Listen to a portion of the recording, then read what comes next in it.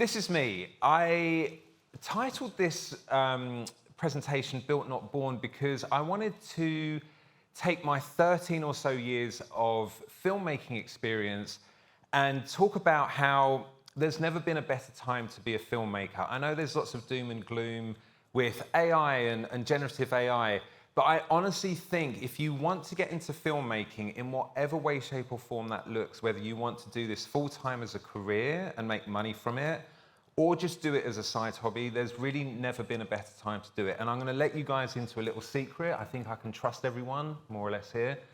I didn't go to film school, okay? 12 or 13 years ago, that was a kind of a weird thing to say, I'm gonna be a filmmaker and I'm gonna set this out to do this as a career. And I felt really nervous because I felt like I didn't have the technical chops or the know-how to do it, but I did it. And I think anyone actually can do it today. I think it's a lot easier to say, I'm gonna be a filmmaker today than ever. So anyway, the idea of today is to look at the 13 years of experience that I've been doing this here in New York and to try and hopefully find some universal lessons, some things that you can take from my experience that may work for you, okay? And without further ado, let's jump in. So Christopher Nolan, one of my favorite directors, said something that I want to start with because I think this is probably one of the most important things that I want to leave you all with. And he said, as a filmmaker, no matter how positive things seem, you will always notice the bad reviews. You'll always notice the things that people love are the same things that other people hate. And we can't react to that. It's all about doing what you believe in. And the reason this is so important to me is because we all have to find as filmmakers, if we're photographers that want to experience filmmaking, if we want to do our hobby and turn it into a career, you have to find something to believe in. And we're going to come to this more as we go through. But if nothing else from today, I really want to leave you all with a sense of you've got some clarity around what you believe in and more importantly, why you believe in that. Okay, so very quickly, this is going to show you a little bit of what I believe in. This is my doc reel. I've been very lucky for the last 3.5 years to be working with an amazing client in Fujifilm who have allowed me to create, for want of a better phrase, branded content. And what that really is it's mini documentaries. It's a way for me to go out and to feature a photographer or a filmmaker as they're using the tools that we are all familiar with and to really understand them, to understand what makes them tick, to really get a sense of intimate connection with them and what they believe in and to encapsulate that into video. So I'm going to play this doc reel very quickly.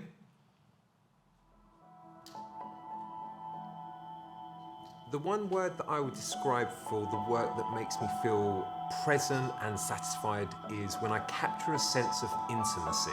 I think it has something to do with authentic emotion, which really is what drives all of my work.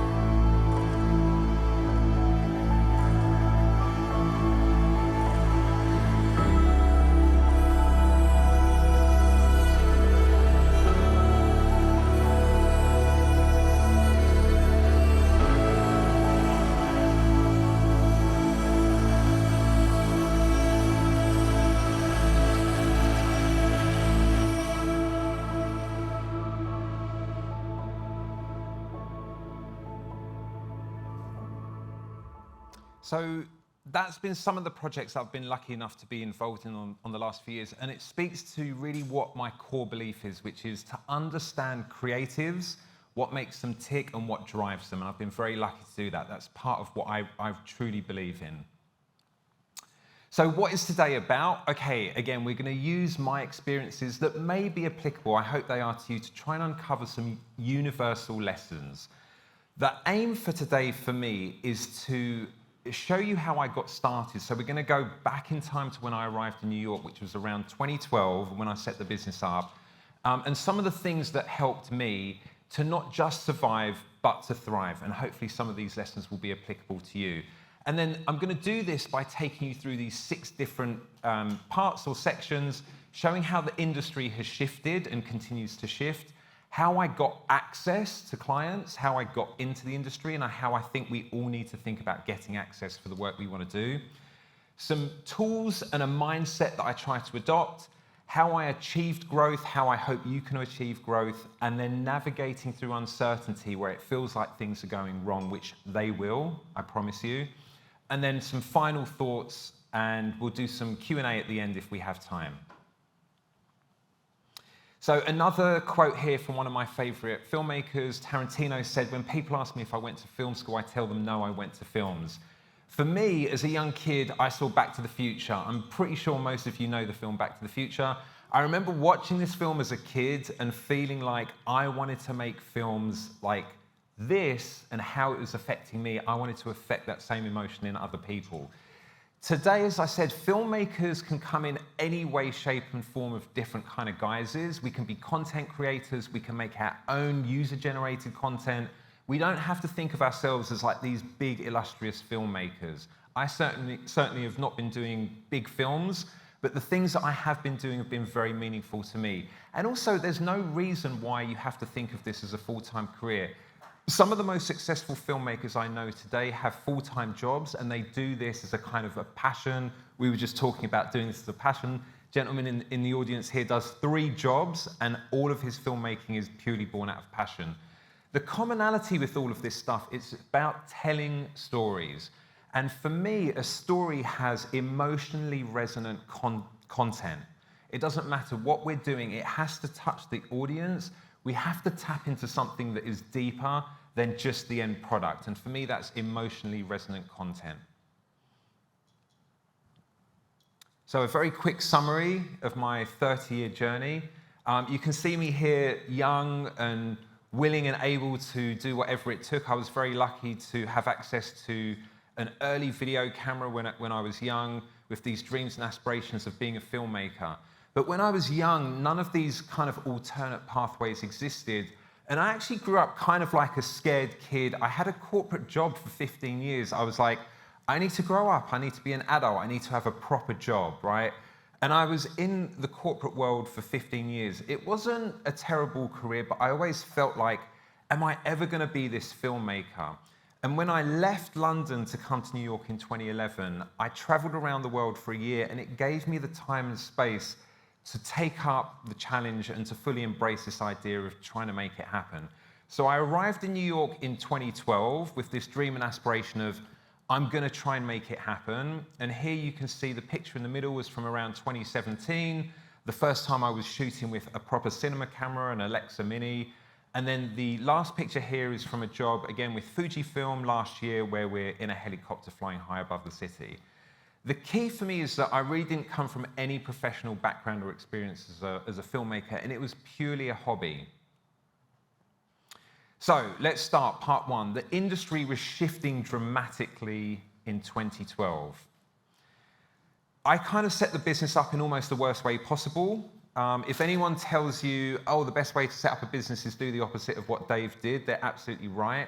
I arrived here with no contacts, no industry knowledge, no formal experience, no on-set experience. I didn't even know what a lighting modifier was when I got here.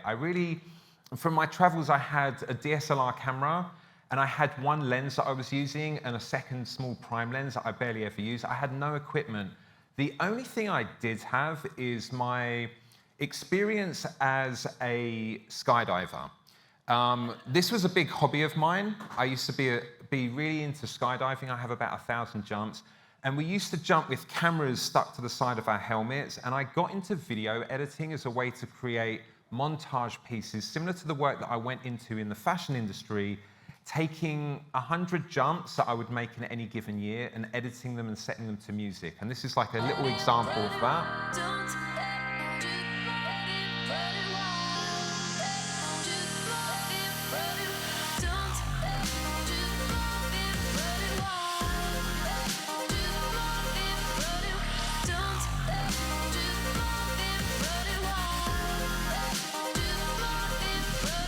So you can see me like flipping around, going all over the place. It gave me a very basic understanding of camera movement and also how to sequence something set to music to try and elicit an emotion.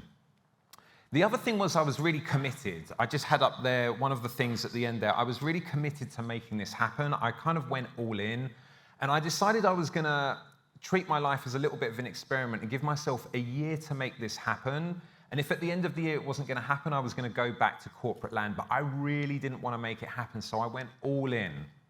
And I was kind of old as well. I was like, or older, I should say. I thought I was at that point committing career suicide because how would I get back into the corporate world with this like 1 year gap of traveling the world and then this 1 year gap of trying to live out a childhood dream? I was like, this is kind of career suicide. I really need to go all in. So in the early days, things were changing dramatically. As I said, I didn't go to film school, but there were self-taught pathways like Creative Live. I don't know if anyone remembers Creative Live, where you could learn about photography and lighting and all sorts of things. Friends were doing fashion photography courses. It suddenly became more normal that you didn't have to go to photography school or necessarily even film school. We were starting to get access to smaller, cheaper gear, often this hybrid equipment with smaller mirrorless cameras that were coming along to replace the DSLRs that we'd been using. And social media was really starting to take off. Here's an article which I wrote actually for an online photo video magazine, F-Stoppers, where I was talking in 2014 about whether or not people were harnessing the power of Instagram because it was going to be huge. The most important thing I realized is that relationships were critical. And some of my early relationships started to get me into initial work and small jobs here and there. So relationships were going to be absolutely critical. Barriers definitely existed. I had to define my own version of what film school looked like. And for me, being on set with photographers who needed content at that point was really like my version of film school. I was working with photographers who were talking about lighting, posing, the commercial side of fashion photography, and I was starting to get into the fashion world, and I was taking all of this knowledge on by osmosis, getting paid a small amount to do some of this stuff, working really hard, but most importantly, learning while on the job. This picture of the Alexa here shows you how I was even learning more recently. This is from a shoot, I think in 2021, where I had no first AC. Remember, I didn't even know what a first AC assistant camera was at this point. I'd never had one.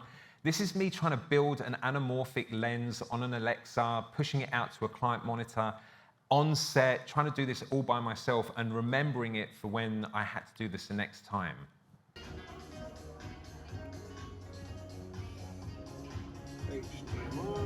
So you can hear I'm literally talking to myself about where the connections go, and we're like 30 minutes out from like first look over here, but I finally did it and solved it. So much stress.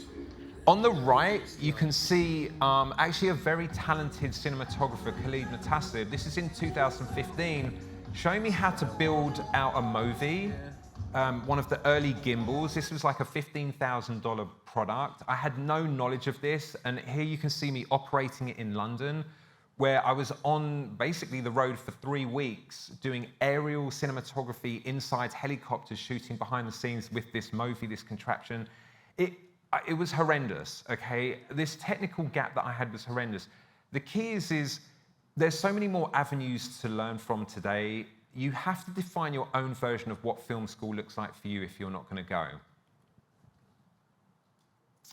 Gear accessibility. This is something that was happening and continues to be pervasive.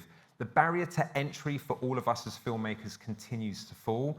We can do a lot more with less, and most of us actually can just run around like I was doing with one lens, one camera, a light, a microphone, and start to call ourselves filmmakers. The other thing about this equipment is it's cheap and it's quick to set up, and what that means is on multi-camera shoots, on bigger shoots, you can actually scale really easily now. So the industry was shifting dramatically. Content was becoming key, okay? We have production, which was the fashion campaigns and the big world of production that was happening. But I'll never forget being on set with that camera, the Alexa and anamorphic lens setup, and the client saying, can we just make this look a little more like something that's shot with an iPhone? And I looked at the director and I was like, we should just shoot this with an iPhone. So in between setups of getting the main campaign content, we were shooting things set up with an iPhone. The thing with what we're seeing now with user-generated content, content that we can all shoot, create, and make ourselves, is there are far more ways of moving up as a filmmaker, in whatever way you define that, than ever before. Social media, as we all know, connects us directly. I don't know if anyone knows Kate Arizmendi. She's a very talented DP. I think she's based here in New York. She connected with Greg Fraser, ended up working with him on June, shooting Second Unit because he reached out to her and saw her work through Instagram. Like, this is real stuff that happens. And what's coming with AI, at the moment anyway, is it's going to be another tool that allows us to grow our reach. So the demand for content continues, so does the supply. So for me, if I think, how have I succeeded, how have I gotten to this point, I think there's a couple of things that I'll just touch on briefly. I think we all need to have a bit of a unique voice. We'll come on to how to cultivate that. I think we have to see things and deliver content that is in our own particular style. And this is important because it avoids commoditization. Commoditization is the death of your filmmaking career if you want to do this professionally. You don't want to drop rates and think you're competitive by lowering your rates. Sometimes you'll do a job for less, but always precursor that with, listen, I'm doing you a good deal on this one, on the next one we'll have to do my full rate. Commoditization will be the death of your career as a filmmaker, so avoid that at all costs. To do that, make sure you have a value proposition. And that's just a fancy way of saying, what are you going to bring of something that is uniquely you, which could be your talent, but as we'll see, it could be much more than talent, that will make clients and make people want to bring you onto their next project. And the key is to pick the right tools. Okay, we all can access great kit these days, as I've talked about. The right tool for the right job is something which I will always hammer home, not the most expensive gear. And above all else, I think relationships are critical. We'll come on to all of this. Just very quickly, timeless principles. For me, in terms of what I want to bring and the value that I bring, is something that I always focus on. This helps me being just another person and helps me being commoditized. And I think it really is around human stories and evoking this emotion that I talked about earlier. Very quickly, this is an elderly couple that I randomly came across in Japan when I was in Tokyo on a job. I was very lucky to be on a job in Tokyo in November. And early in the morning, as I was getting my mind set and ready for the day ahead, I found this small breakfast place that was run by this elderly couple. And I noticed after a couple of days that they had this dusty old photo of them at the front when they were obviously quite a bit younger. And the wife spoke very, very little English, far more than my Japanese, but I managed to convince them to allow me to make a portrait of them, which you can see. And what I tried to explain, which was kind of impossible, was I was coming back to Tokyo in December on a personal trip. And I decided after looking at this image that I wanted to just gift them the portrait that I'd made, and they weren't expecting it. And you can kind of see from the middle picture, she has her mask on here, but she was absolutely made up, as we would say. Like, her real emotion was so strong, and part of what I want to do is to try and always affect these type of emotions. And needless to say, the old dusty picture quickly got replaced. I said, no, bring both, like, leave it. And she said, no, and squarely tucked it away and put the new one there. But this is part of who I am, okay? These emotions and the gift of what we have as filmmakers is to bring emotions like this out in people. And think about what that is for you. Again, go back to what you believe in, because this is really part and parcel of what I believe in. So part two, how do we get access to clients? How do we get access to stuff? Well, I'm a firm believer of not asking for permission or for forgiveness. I just think we should start. At the top there, you'll see a bunch of things that are mainly from work from models that I connected with on Model Mayhem. I don't know if anyone remembers Model Mayhem. It was a bit of a crazy site 10 or so years ago, where you could basically connect with models and do work with them for, free. They would give their time, you would give them prints or the output of whatever you were working on. this is some of my early work that I was just out creating. It was in that year where I was like, I've got to make this happen, and I just used what I had to hand. And importantly, I was trying to make work that I wanted to be booked for. And the work that I ended up getting booked for is in my fashion reel, which you're going to see here. I will fight like the world's never known, like the world's never known.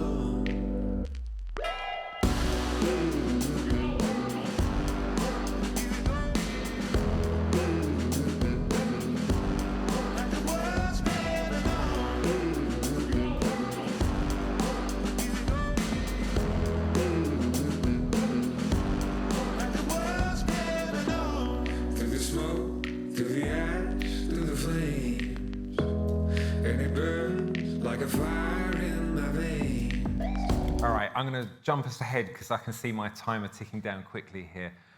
Anyway, make work that you want to be booked for. If you're not getting booked, if you're not on projects that you want to be booked for, go out and make it. Don't ask for permission, don't ask for forgiveness, just do it. What did I do? I made something that I consider boring, but this is my corporate career kind of kicking in. I made a plan. I broke down by month for that first year in 2012 through to 2013, who I wanted to work for, what type of jobs I wanted to do, and I tried to define something that I could kind of pin everything off of. Importantly, I was making the work I wanted to be booked for. I went to New York Fashion Week every season. I got access through people that I was just meeting to film and shoot behind the scenes. And I would try and approach brands, I would try and approach anyone. I would use this as work to market myself.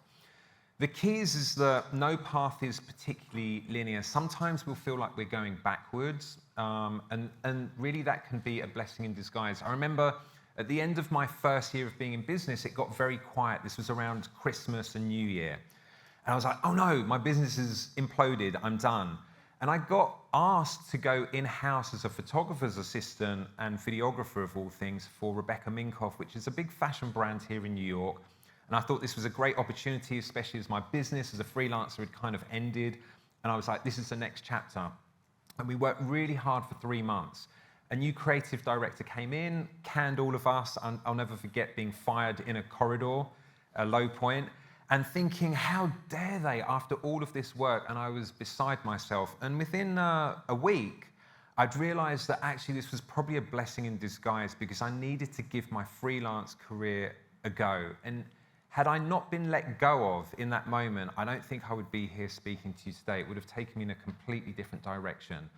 And the opportunities that just came after that are what's led me here today. So again, sometimes you will think that you are growing and you're going to take a fall, but all of this stuff will actually lead you in the direction that you want to go. You just have to keep going out there and making the work. So if anything from today that you could take away, think about the goals, these big things that you want to achieve for your filmmaking career. Think about the small stepping stones to get there, okay? Define what those look like. Importantly, who do you know now that you can connect with? Again, we're going to come back to relationships, but this to me is one of the single most important things, especially today in a very competitive market. Don't focus on the gear. I know we all like to do that, especially if we're starting out, especially if we're moving from photography into the world of motion. What you have now is enough, trust me, and just make the work and growth will come. Okay, so here's a few more practical things of what I did and the mindset which I kind of had. A couple of key things. Always add value. For me, that value proposition that I talked about was always trying to think, well, okay, I'm being brought on as a DP or a videographer or whatever it may be, an editor, but how can I add more value? And for me, I always want to try and understand my audience, whether that's for a personal project for myself or specifically because I do this full-time for my client. Really, if you're being hired, you should know your client's business. Who are they trying to speak to? Why and how can you help them? Always try and add extra value like that if you can. Be prepared. You can see like a hotel bed here with all of my gear laid out. This has really been my life for the last 12 or 13 years. I'll be honest, I'm not the most organized person outside of work, kind of the opposite. My desk is messy, I'm one of those people. I always bring extra cables, extra small doodads, extra small things to set. I always try and prep gear the night before, because I want to be professional and I want to be prepared. And the amount of times that we've been saved through having a small cable, a small extra, bolt or screw, you'd be amazed at how much this stuff can actually save you or a production in a pinch. So always be prepared. And again, persist. This is a commitment. It's going to be harder and harder to be filmmakers, especially commercial filmmakers. You have to be persistent and we have to be adaptable. We have to treat this like it's a lifelong journey, and we always have to adapt to new challenges, specifically AI that's coming. And the last thing is have fun. And this is important to me because if I'm not having fun, and I wasn't in the early years because I was so focused on making money to be a successful filmmaker, I was having fun, but I was getting burnt out. But the importance of having fun is so critical, because if we're not having fun, the best of who we are doesn't come out. And I think when that comes out, you're going to find value, and your clients and crew members and various projects that you're involved with are going to see additional value. So always have fun. And it's difficult. Sets can be busy and hectic and crazy, but always trying to have fun. Find out how to tell emotionally resonant stories and create emotionally resonant content. This, to me, especially as we move into the world of AI, is going to become absolutely critical to find out ways to evoke emotion. And for me, this came from not going to film school, obviously, but from knowing the craft of cinematography and editing. And I'll just point out here, one of the best books, which I still dip into now and again, is by this guy, Gustavo Mercado, called The Filmmaker's Eye. I can't recommend this enough. I've constantly recommended this book through my career. He takes key scenes from films and breaks them down and tells us why we experience the emotions we do. And it's one of the cheapest and best ways to fully understand cinematography. Can't recommend that enough. Relationships, absolutely critical. Building trust with your clients, with your crew members, with your director, all of this stuff is absolutely critical. Producers and directors, these are the people that are going to bring you onto projects as cinematographers, as filmmakers. It's absolutely critical to, as I say, have fun, always stay professional, always try and understand what your clients need. Sometimes they don't know what they need, okay? Fujifilm's an exception. They're a great client. Plenty of fashion clients didn't really know their audience. They didn't really know what they wanted to get. And so helping your clients understand what you can deliver for them. And that comes from knowing what they want to do, who they want to speak to, and why and how is so important. And I will say this, and we'll come on to this, consistency is critical. If you are consistent, you will be hired, and you will be, importantly, rehired. And the importance of being rehired means that you don't have to constantly find new clients. Okay, being rehired is one of the best gifts we can have for project work around filmmakers, because we don't constantly have to start to build new relationships. I'm a big believer in not burning relationships. I have deselected difficult clients, right? That's normal, we should do that. I don't like to badmouth clients, no matter how much I would like to. I try and avoid burning bridges, because you never know when those bridges are going to reactivate and potentially bring you something positive. So I try not to burn bridges. And also, the industry is incredibly small, and word gets around. And this is why, yes, I have fun, but I always try and be professional, because you want that word about you to be positive. And again, bring value. Always, always find a way to bring value. And if you think you're not bringing value, find out how you can, because sometimes your value proposition will change. All right. Denzel said, going back to consistency, this really nice quote: without commitment, we're never going to start, but without consistency, we'll never finish. Okay? And by finish, to me, what I take this to be is like, we're never going to achieve our end game. And our end game as filmmakers, especially if we're doing this commercially, is to continue on this journey. And to do that, be consistent, because consistency will get you rehired on jobs. This is where you're going to find exponential growth, which we'll come to, by being consistent, by being rehired. The balance of art versus commerce, this is a big one. This is a project which I did last year with the world's youngest, smallest astronaut. This is a project for Fujifilm out in White Sands, where I had the balance of my artistic desires met with being commercially well remunerated for the job. This doesn't happen often. Someone early in my career said, you know, some jobs I make money, some jobs I make art, rarely I do both. For me, a lot of people would say, oh, this is just a commercial thing. I'm just doing a Starbucks commercial today. It's boring, it's whatever. And I was like, are you kidding me? You're on a Starbucks commercial. This is a job. For us to be involved in doing this and making money for it as commercial filmmakers is a huge privilege and honor. So first of all, this is a job. Your client's time and money is your own. Treat it as such. And find your art, find your creativity in every project. You don't have to be on a great creative project to find your art. You can do that on a commercial project. And I kind of have these 3 legs of a stool kind of way of assessing things. And the 3 legs for me are, is this project financially viable? So am I making enough money? Am I working with people I want to work with and grow with and create with? And am I being creative and learning something new? And 1 leg of the stool is not enough. It's not going to sustain you, okay? 2 legs is great. That should be a bare minimum. And if you hit all 3 like we did on this project, that's the dream, okay? So always ask yourself, am I on 2 legs of the stool? 2 legs should be your minimum. Pick your tools, okay? Pick the gear that's right for you. I will say this, gear always must serve the story. Whatever's coming with AI has to serve the story. Gear's important, crew's critical, and especially around lighting, especially around art department, this is where your production value when you're doing this commercially on bigger sets is really going to make a bigger impact than your gear. Think about how you're lighting and how you're dressing a set. This is where your production value really is going to increase. And going back to the gear that we use often on the dock work, it's minimal. Less is, for me, more. If I have less gear, less complex gear, I have more time to focus on the story, I have less gear challenges, and there's less cost to the client's bottom line. Vision and execution is going to trump all of the high-end gear in the world.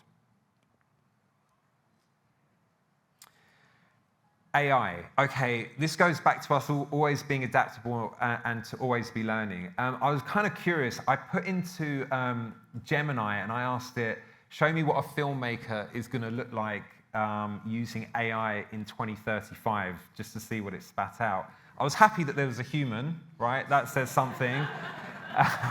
So AI thinks it will still be involved somewhere. And this is like the short clip with some Minority Report type stuff going on here.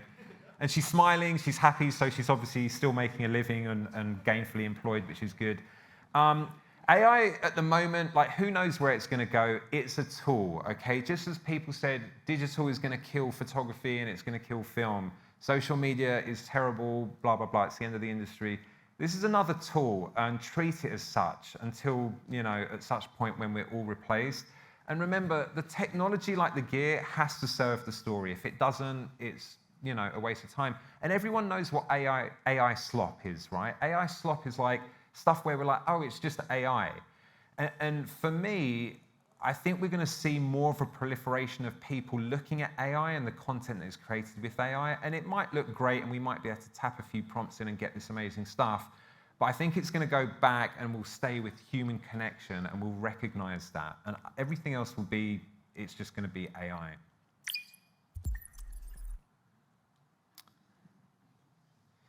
Okay, taste and sensibility. This is a hard one because it's going to require practice, all right? To avoid commoditization, you need to have your own voice. And for me, this isn't just about the 10,000 hours of practice. It's about really focusing on how you spend this time. Most people know me, know that I do a lot of street photography. I always tend to carry a camera with me. I'm always trying to train my eye. For me, it's really important. The reason I got into this really is not to make tons of money. It's to discover who I am as an artist and as a creative.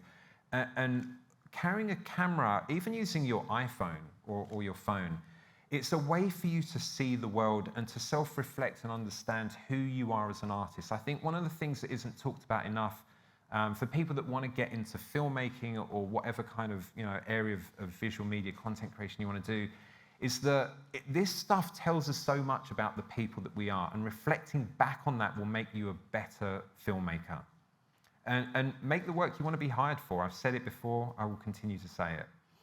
Okay, so if you do all of this, growth is going to happen, I hope, right?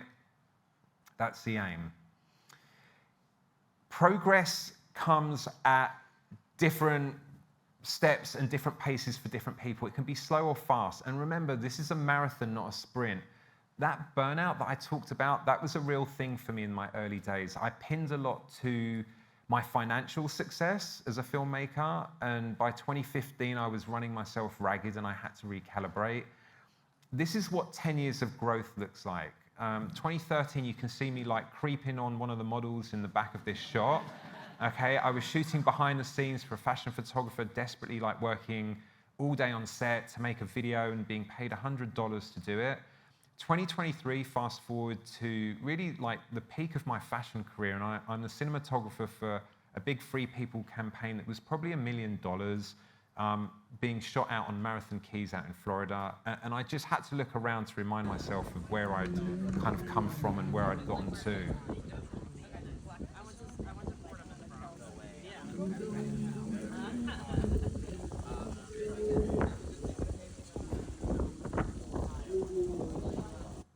So remember, growth will come at different paces, but this is like, look back after 10 years and see where you've come from, you'll be surprised. Getting work, getting jobs, getting opportunities, like they say some people are lucky. For me, the luck that I've had, I think, comes from being prepared and trying to convert those opportunities into actual work. Say yes a lot, especially when you're starting. We all have to, right? People say, oh, don't work for free, don't do this. I did some jobs for free. Most of us had to. You have to build a book from somewhere. The key is to know when to say no, okay? And you have to say no when the return on your investment of your time and your energy, your most valuable assets, is not going to be a net positive. So know when to say no. And one of the ways to know when to say no, especially if you're doing this commercially, is to understand your cost of doing business. Again, boring business stuff. But I had to understand how much it cost me to survive, what my rate could be, what it should be, how I could continue to earn a living wage. And that's changing a lot. So I don't have the answers to all of this, but don't just do jobs for nothing. Don't say yes to everything. Be very selective. And if you're not working, create the work that you want to be known for. Continue to fuel that passion. Again, this is a long game. Always come back to the value proposition. The value proposition that you offer today may change in the future. Always try and understand what that is. Always try and be consistent with offering value. Increase the quality of output each year. Okay, this is, again, really difficult. Forget about AI. There's so many of us out there. There's so many better DPs and cinematographers than I am. It's easy to get lost in the crowd. You have to try and increase the quality of output each year. And this goes back to practice and that dedicated practice. And growth compounds through consistency. Again, I've been rehired countless times. The first 10 or 11 years of my career, I really didn't do much marketing. It was all through word of mouth. And word of mouth is, as most of us probably know, the best form of marketing. Okay, it's the most effective. Recognize that burnout and nurture those relationships, which we're going to talk about again now. For me, the relationships are everything. This is the end of that job in the Marathon Keys. You can't tell here from my smiling face drinking a margarita, but I was absolutely dead at this point. We'd worked so hard, we'd troubleshot so much, and we'd achieved what we wanted to achieve. But to have a smile on my face here, like, because I know what I was feeling like, this is hard, but this is what it takes.